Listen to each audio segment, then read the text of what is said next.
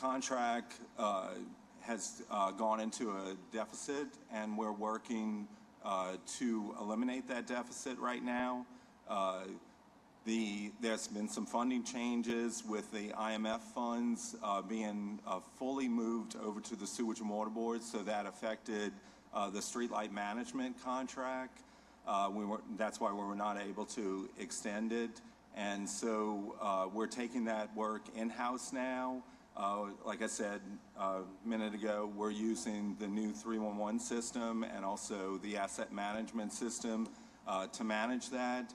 We're using our in-house inspectors to do the nighttime inspections, and now that we've been able to put together enough funds in order to pay off the deficit and to fund the program through the end of the year, we'll be meeting with the contractor, All-Star, either later this week or early next week, and get them back up to 2 to 3 crews per day out on the street handling routine maintenance and other repairs.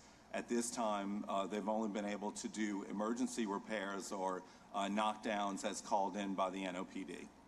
Councilman Giarrusso, before you ask a question, I hope you don't mind, I'd like you to explain to people who are watching the IMF funds, the fact that they've been moved and what that means.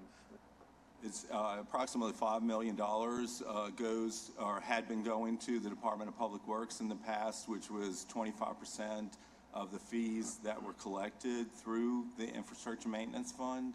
And with those funds moving to the Sewage and Water Board, the things that they paid for, personnel, equipment, contracts, would have to be absorbed by the general fund or other. And they're moving to the Sewage and Water Board because of what reason? For the new CEA agreement, so that the Sewage and Water Board would maintain the entire drainage system, including the minor system, which is what DPW used to maintain. Okay, thank you. Councilman Giarrusso, hope you don't mind. I just wanted him to explain. Councilman Giarrusso. But I guess, I mean, I put this in an email to Lenitra last week. The city is also withholding a second $5 million payment to Sewage and Water Board too. So that is available funds. And I guess, Rick and Shannon, I'm really not trying to belabor this, but like sanitation, people getting their trash picked up, lights being fixed, you know, grass being cut are kind of like the highest orders. Like, we can't get into deficit. We just can't. And I mean, I'm just saying this out loud for every department, and I see IGR here.